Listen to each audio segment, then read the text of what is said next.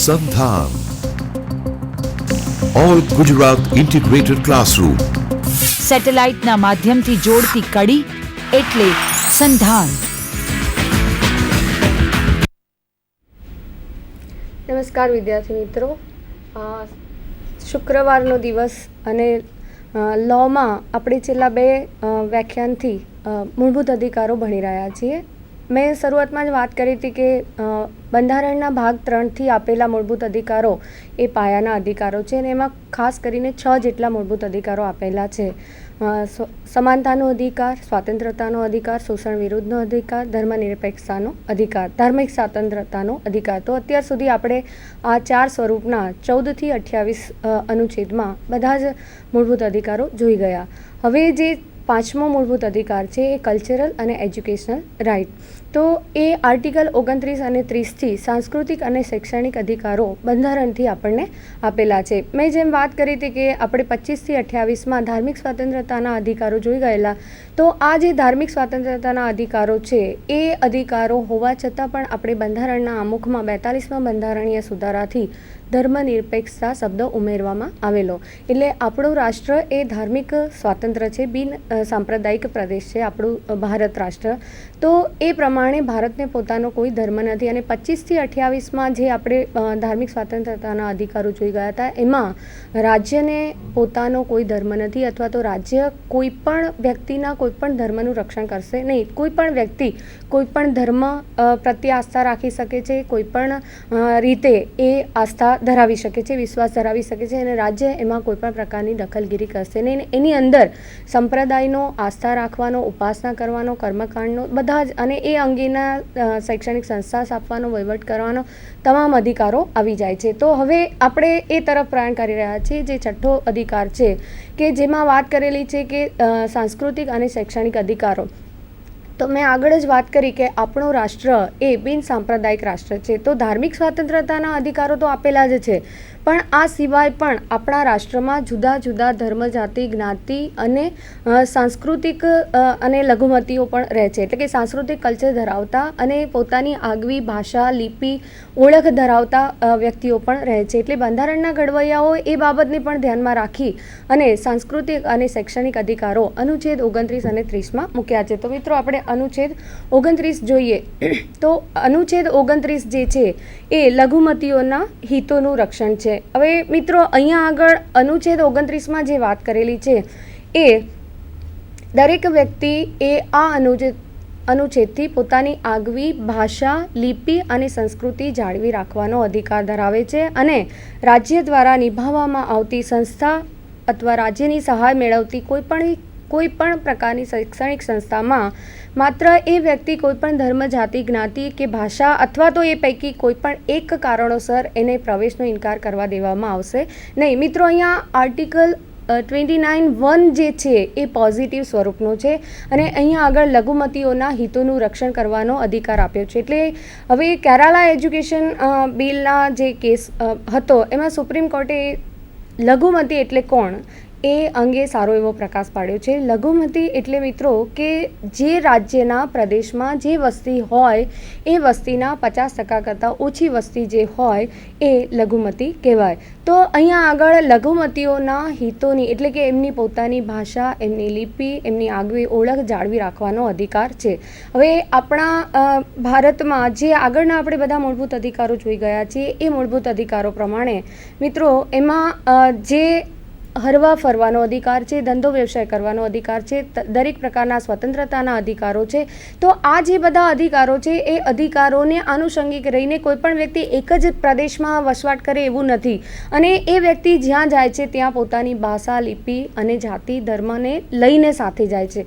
તો આવા લઘુમતીઓના ધર્મને, એમની લિપિને, એમની ભાષાને, એના કલ્ચરને જાળવી રાખવાનો અધિકાર અનુચ્છેદ 29(1) આપેલો છે. એ પોઝિટિવ સ્વરૂપનો છે. જ્યારે 29(2) શું વાત કરે છે કે રાજ્ય આવી કોઈપણ શૈક્ષણિક સંસ્થામાં અથવા તો આવી કોઈપણ સંસ્થામાં કોઈપણ જગ્યાએ માત્ર એ વ્યક્તિ કોઈપણ આ જ ધર્મનો કે જાતિ, જ્ઞાતિ કે લિપિ કે ભાષા ધરાવે છે તો એના કારણે એને ના પાડી શકાશે નહીં. એટલે માની લો કે કોઈપણ વિસ્તારમાં એવું કહેવામાં આવે કે માત્ર ને માત્ર ગુજરાતી ભાષા ધરાવતા વ્યક્તિઓને જ અહીંયા પ્રવેશ આપવામાં આવશે તો અહીંયા આગળ અનુચ્છેદ 29(2) સ્પષ્ટ રીતે ભંગ થાય છે. એટલે એ રીતે લઘુમતીઓના હિતોનું રક્ષણ આર્ટિકલ 29માં સ્પષ્ટ રીતે કરવામાં આવેલું છે. એટલે એ દરેક રીતે, કારણ કે આપણો બિન સાંપ્રદાયિક રાષ્ટ્ર છે અને દરેક ધર્મ, જાતિ, જ્ઞાતિ અને લિપિ, ઇવન ભાષાને પણ રક્ષવામાં આવે છે. હવે આગળ આપણે વાત કરીએ તો અનુચ્છેદ 30. અનુચ્છેદ 30માં જે વાત કરેલી છે એ લઘુમતીઓનો શૈક્ષણિક સંસ્થાઓની સ્થાપના અને વહીવટ કરવાનો અધિકાર છે. એટલે right to minorities to establish and administer educational institution.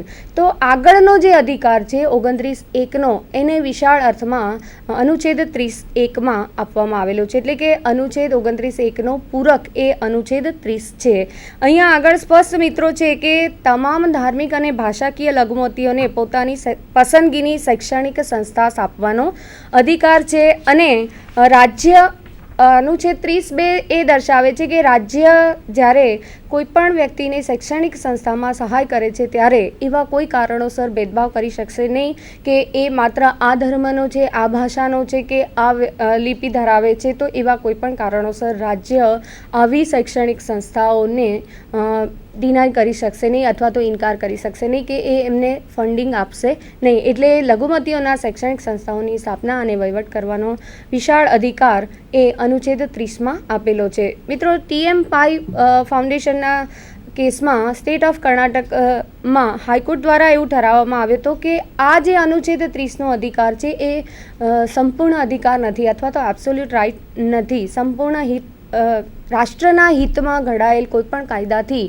આ અધિકારને રક્ષવાનો અધિકાર, એને પ્રોટેક્શન કરવાનો અધિકાર મળેલો છે. એટલે કે આવા સમયે, આવી પરિસ્થિતિમાં એવું થઈ શકે કે એની ઉપર ભેદભાવ કરવામાં આવશે નહીં, પણ જ્યાં જરૂરી લાગે ત્યાં એટલા સ્વરૂપોમાં રિસ્ટ્રિક્શન મૂકવામાં આવશે. આર્ટિકલ 31 મિલકતનો અધિકાર. મિત્રો, આ મિલકતના અધિકારને મૂળભૂત અધિકાર તરીકે 1978થી રદ કરવામાં આવ્યો છે 44 એમેન્ડમેન્ટ એક્ટ દ્વારા. એને 300A હેઠળ બંધારણીય અધિકાર તરીકે 300A હેઠળ મૂકવામાં આવ્યો છે. એટલે હવે મિત્રો અહીંયા 5 મૂળભૂત અધિકારની આપણે ચર્ચા કરી. હવે આપણે બંધારણના અગત્યના એવા મૂળભૂત અધિકાર તરફ જઈ રહ્યા છે, રાઇટ ટુ રેમેડી. અનુચ્છેદ 32 એ પોતે મૂળભૂત અધિકાર છે મિત્રો. અનુચ્છેદ 32 એ મૂળભૂત અધિકારની અંદર આપેલો બંધારણીય ઉપચારોનો અધિકાર, એટલે કે right to remedy available in article 32. હવે તમે મિત્રો જુઓ કે મૂળભૂત અધિકારોના રક્ષણ માટેનો અધિકાર એ પોતે જ એક મૂળભૂત અધિકાર છે. એટલે અહીંયા આગળ હું એક વાત ચોક્કસ કરીશ કે આર્ટિકલ 32 એ એવો અધિકાર છે કે જો બંધારણના મૂળભૂત અધિકારના ભાગ 3માંથી જો આર્ટિકલ 32ને ખસેડી લેવામાં આવે તો આ બાકીના તમામે તમામ અધિકારો નિરર્થક બની જાય છે. કેમ કે આપણે લો ઓફ ટોર્ટમાં જોઈએ છે કે બી જસ્ટ એવી રેમેડી. તો જ્યાં અધિકારો છે ત્યાં ચોક્કસપણે ઉપાય હોવો જ જોઈએ અને ઉપાય વિનાનો અધિકાર નિરર્થક બની જાય છે. તો જો પાર્ટ 3માં આર્ટિકલ 32ને લઈ લેવામાં આવે, ઇવન એક કેસમાં ન્યાયમૂર્તિ જસ્ટિસ ભગવતી સાહેબે પણ એ જ વાત કરેલી છે કે અનુચ્છેદ 32 એ આખા બંધારણના ભાગ 3નો પાયાનો અધિકાર છે. કેમ કે પાર્ટ 3માં જે અનુચ્છેદ 32 મૂકવામાં આવેલો છે એ અનુચ્છેદ 32 એ એવો અધિકાર છે કે જેનાથી અગાઉ આપેલા, એટલે કે આર્ટિકલ 12થી લઈને 30 સુધીના તમામ અધિકારોનું પાલન કરાવવાનું, એને જો ભંગ થાય છે, વાયોલેશન થાય છે તો એનો ઉપાય મેળવવાનો અધિકાર એ અનુચ્છેદ 32માં આપે છે. એટલે મારી દ્રષ્ટિએ પણ અનુચ્છેદ 32 એ આખા કોન્સ્ટિટ્યુશનનું હાર્દ છે, હૃદય છે અને અનુચ્છેદ 32થી સુપ્રીમ કોર્ટ ઉપર એક જાગૃત પ્રહરી તરીકે અથવા તો બંધારણના મૂળભૂત અધિકારોના રક્ષક તરીકેની એક જવાબદારી પ્રસ્થાપિત કરવામાં આવેલી છે. એટલે બંધારણના ઘડવૈયાઓએ આ બાબત પણ ખૂબ જ ધ્યાન રાખેલી છે કે આર્ટિકલ 32માં મૂળભૂત અધિકારોનો ઉપાયનો અધિકાર પણ મૂકવામાં આવેલો છે. એટલે આ અધિકાર એ ખૂબ જ અગત્યનો મહત્ત્વનો છે, કેમ કે એ ના હોય તો રેમેડી અવેલેબલ થઈ શકે નહીં. એટલે અનુચ્છેદ 32 હેઠળ મૂળભૂત અધિકારોના ભંગ બદલ સીધા સુપ્રીમ કોર્ટમાં જવાનો અધિકાર પ્રાપ્ત થાય છે. હવે આ જે અધિકાર છે મિત્રો, અનુચ્છેદ 32(1) જે વાત કરેલી છે એ આ ભાગથી અપાયેલ અધિકારોના અમલ માટે સર્વોચ્ચ અદાલત પાસે દાદ માંગવાના અધિકારની બાંહેધરી આપવામાં આવેલી છે. હવે મિત્રો અહીંયા આગળ આ જે અધિકારની વાત કરેલી છે એ અધિકાર એ એવું કહી શકાય કે જો આ મૂકવામાં આવેલો ન હોય તો સર્વોચ્ચ અદાલત પાસે 32 હેઠળ દાદ માંગવાના આ અધિકારનું રક્ષણ મળી શકે નહીં. હવે અહીંયા 32(1) જે વાત કરેલી છે તો મિત્રો આપણને એમ થાય કે 226 હેઠળ હાઈકોર્ટમાં જવાનો અધિકાર પણ છે, તો સીધા કેમ સુપ્રીમ કોર્ટમાં જવામાં આવે? પણ જ્યારે કોઈ પણ વ્યક્તિ પોતાના મૂળભૂત અધિકારોનો ભંગ થાય છે ત્યારે એ વ્યક્તિને અનુચ્છેદ 32 હેઠળ જ્યારે સીધા એ સુપ્રીમ કોર્ટમાં જાય છે ત્યારે એને ચોક્કસપણે એ અધિકાર, જો મૂળભૂત અધિકાર છે તો એને ચોક્કસપણે એનો ન્યાય મળે છે. એ અધિકારનો ભંગ થયેલો હોય તો એનું પાલન ચોક્કસપણે થાય છે. હવે અહીંયા આગળ 32(1) હેઠળ જે જણાવેલું છે કે સીધા સુપ્રીમ કોર્ટમાં જઈ શકાય, તો 226 અને 32માં શું ફરક? તો આગળ આપણે 32(2) જોઈશું કે રીટ આપવાની સત્તા પણ સુપ્રીમ કોર્ટને આપવામાં આવેલી છે. તો અહીંયા આગળ હવે રેસ જ્યુડિકેટાની વાત કરીએ, આપણે CPC અનુચ્છેદ 11ની વાત કરીએ કે શું 32 હેઠળ જે મૂળભૂત અધિકાર આપેલો છે એ અધિકારને કોઈ પણ કાનૂની બંધનો લાગુ પડે છે અથવા તો લિમિટેશન લાગુ પડે છે? તો ના મિત્રો, સમયનું કોઈ બંધન નથી. પણ છતાં જો એવું હોય કે હાઈકોર્ટમાં કોઈ કેસ કરેલો હોય અને એ કેસમાં વાયોલેશન ઓફ ફંડામેન્ટલ રાઇટ્સ બનતું હોય તો એવા સમયે 10-15 વર્ષ પછી જ્યારે એ સુપ્રીમ કોર્ટમાં જાય છે અને એ જો વ્યાજબી ન હોય તો સુપ્રીમ કોર્ટ એ ધ્યાનમાં લેશે નહીં. એટલે આમાં કોઈ લિમિટેશન આપેલી નથી અને એમાં કોઈ ચુસ્ત કાનૂની પ્રક્રિયા, પ્રોસિજર પણ ફોલો કરવાની નથી. વ્યક્તિ સીધા પોસ્ટકાર્ડ દ્વારા પણ જજને, ન્યાયાધીશને અનુલક્ષીને પણ જો કોઈ પણ એ પોસ્ટકાર્ડ દ્વારા, લેટર દ્વારા લખે છે તો આ કરી શકાય છે અને આ અધિકારનું પાલન કરી શકાય છે. નો ડાઉટ કે હવેના સમયમાં આ આર્ટિકલ 32નો વ્યાપ એટલો વિસ્તરતો જાય છે કે જેના કારણે એવું બની રહ્યું છે કે લોકો એનો મિસયુઝ કરી રહ્યા છે. તો આવા સમયે કેટલાક ડાયરેક્શન આપેલા છે તો એને ધ્યાનમાં લેવાની જરૂર છે. એ સિવાય મિત્રો 32(1) એ એવો અધિકાર છે, અનુચ્છેદ 32, કે જેમાં સીધા સુપ્રીમ કોર્ટમાં જઈ શકાય છે. 226 અને 32ની જો વાત કરીએ તો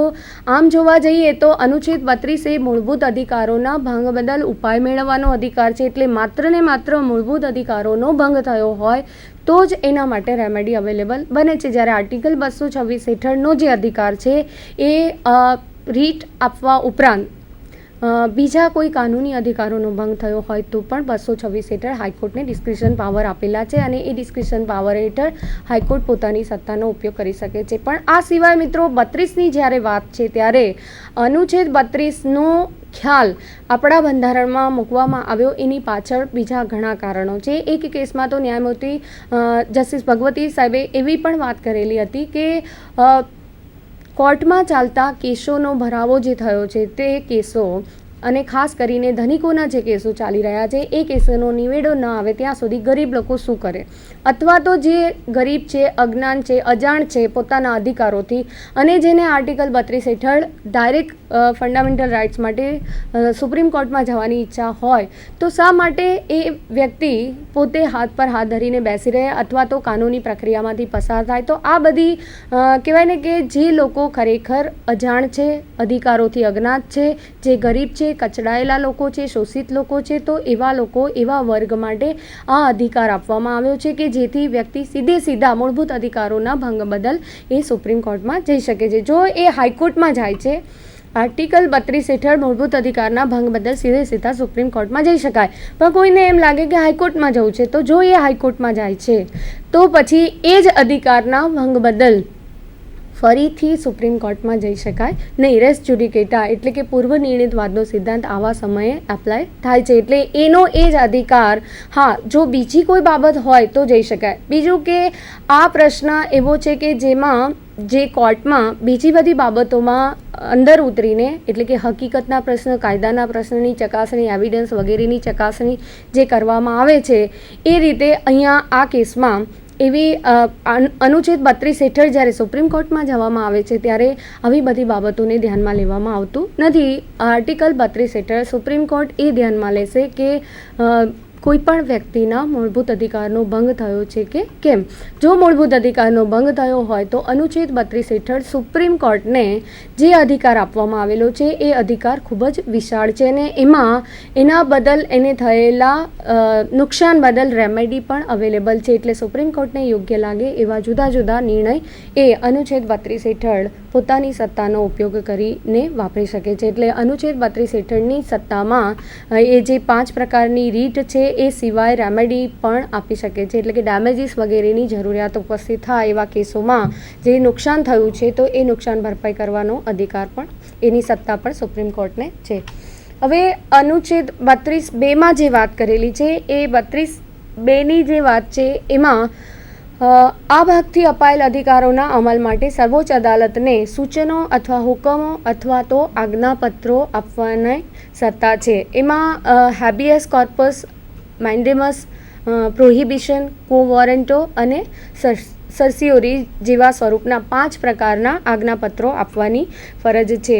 મિત્રો, આ 5 પ્રકારના આજ્ઞાપત્રો એટલા જો એની વિશાળ ચર્ચામાં જઈશું તો સમય અહીંયા ઓછો પડશે, પણ આ 5 પ્રકારના આજ્ઞાપત્રો છે એ આજ્ઞાપત્રો આપવાની સત્તા સુપ્રીમ કોર્ટને છે. હવે અહીંયા આગળ બીજી એક વાત એ કરવી હતી કે જ્યારે 32(2) હેઠળ આજ્ઞાપત્રો આપવાની સુપ્રીમ કોર્ટને સત્તા હોય ત્યારે આવી સત્તાની રૂએ સુપ્રીમ કોર્ટ જો એણે કોઈ ખોટા પ્રકારનું કે ખોટા સ્વરૂપનું આજ્ઞાપત્ર આપ્યું છે એ કારણોસર અનુચ્છેદ 32 હેઠળ કરેલી આજ્ઞાપત્રને કરેલી રીટને ડિનાય કરી શકે નહીં. કોઈ વ્યક્તિ અજાણ હોય કે એને કયા સ્વરૂપનું આજ્ઞાપત્ર લાગુ પડે છે એનો ખ્યાલ ન હોય અથવા એના ધ્યાનમાં ન હોય તો એ કારણોસર સુપ્રીમ કોર્ટ એ ડિનાય